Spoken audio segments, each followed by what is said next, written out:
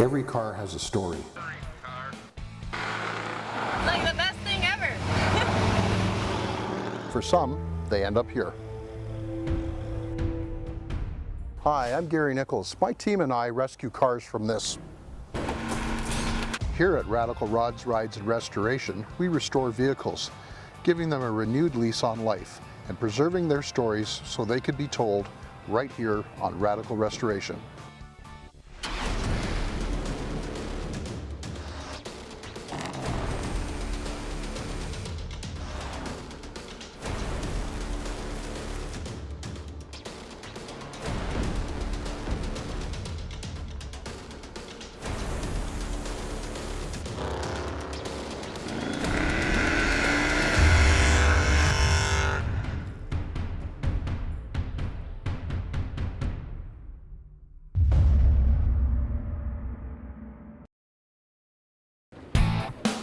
In this episode, we're at the Toronto International Car Show down at the Convention Center. Beautiful arrangement of cars. We're going to drop in, give you a little variety of all the different cars that are here, from the exotics, tuner cars, and of course we've got the hot rods and choppers, which those are our favorite area. So we'll meet up with the folks hopefully at Cobble Beach. They're in here as well. Mike Livia's 36 Ford Copperhead truck is here. So it should be an interesting variety of stuff for you to look at.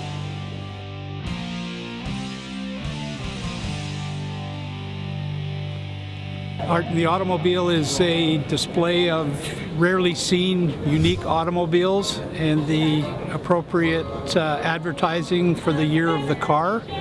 And it's all here to support Cobble Beach Concours, which is held September 18th, 2016. Beautiful. The Starliners and the Hawks were very, very popular. Beautiful, beautiful car. You know, it costs a lot more to bring them back to life than they're actually worth, which is a real shame. Beautiful design. Another different version of the Studebaker that we just saw out front, but this one is the Avante. Very interesting design.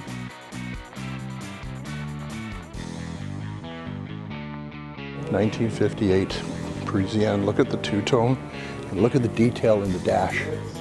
Is that not gorgeous or what? That's car jewelry. Just beautiful. I like the detail even in the armrests. You see the armrests have got polished strips in the armrests. Look at the Continental kit on the back here. The beautiful, all polished extension for the Continental kit, and the tire carrier. If you look at the lines in the trunk lid, they've got those pressed and stamped right in the trunk lid. Gorgeous.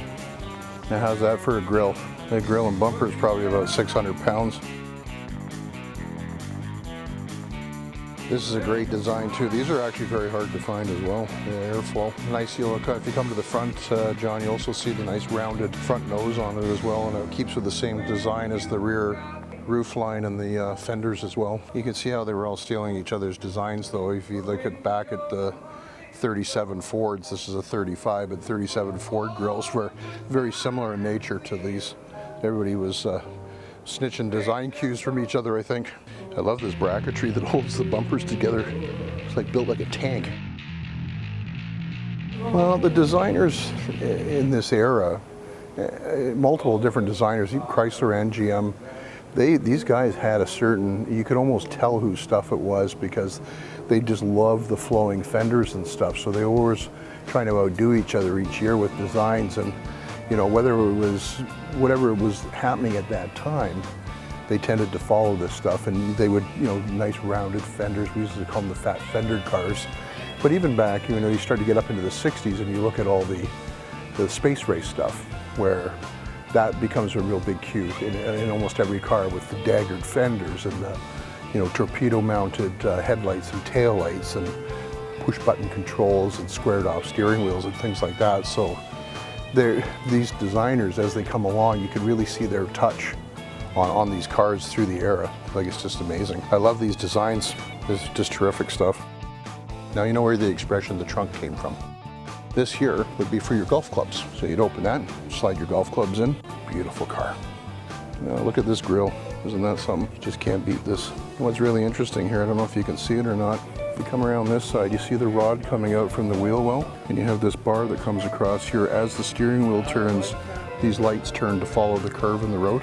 So nowadays they think that that was something, Tucker's had them, but that was much later. But I mean, here we are back in the 30s with that design. This is why I love what we do. Like, I love bringing these old cars back. I love seeing this stuff. It's art. It really is, you know, and it's a shame. It's an era gone by, and I really think that we need to keep bringing these things back to life.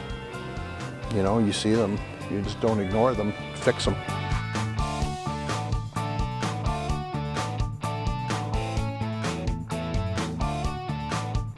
Well, this is another prime example of craftsmanship. This is 31 Imperial, and I love the screen in between the driver's compartment and the passengers. They've got the glass and the side wind deflectors on it. It's gorgeous. It flips up and doors open. You see the size of the steering wheel. Obviously there was no power steering back then, so it was all about leverage. The larger diameter allowed them to turn it smoothly. It's a beautiful car. What's interesting is the steering wheel. It pivots out of the way so the driver can get out easier. It has a pivot system. Lots of area for the passengers, way more so in this car. Beautiful. 1928 Isotta, shipped in from Italy. They're not kidding when they said the art of the automobile. This is why.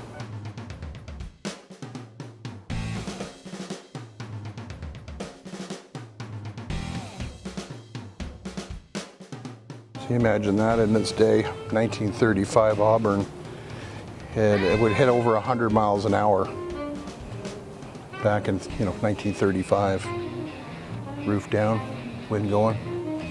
Well, this one was a speedster. I mean, this had a supercharged motor in it. It was built to go fast. This was the upper crust society would buy these. This wasn't your. It was the Playboy crowd. They were the only ones that could afford it. Beautiful though. Very nice flowing lines. The drop roof line looks great.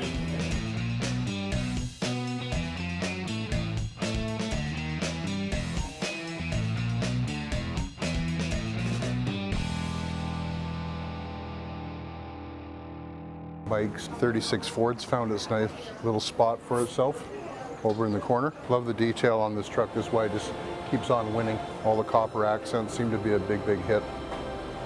This is pretty exciting. I know. You're in the final, what, 5 here at the Toronto International Show? Yeah, so there was a contest online. I submitted photos of the truck. Right. And they, out of, I think it was 70 or 75 vehicles, they selected 5 to come down to the Toronto International Car Show.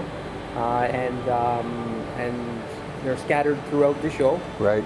And when you come down, you text your number of who you want to Which win. one? Yeah. And the winner can take home $5,000. Pretty nice. Personally, I like the copper details on it. It's pretty cool. You're on a roll, man. This truck cleaned up last year, and here we are just into the start of the new year.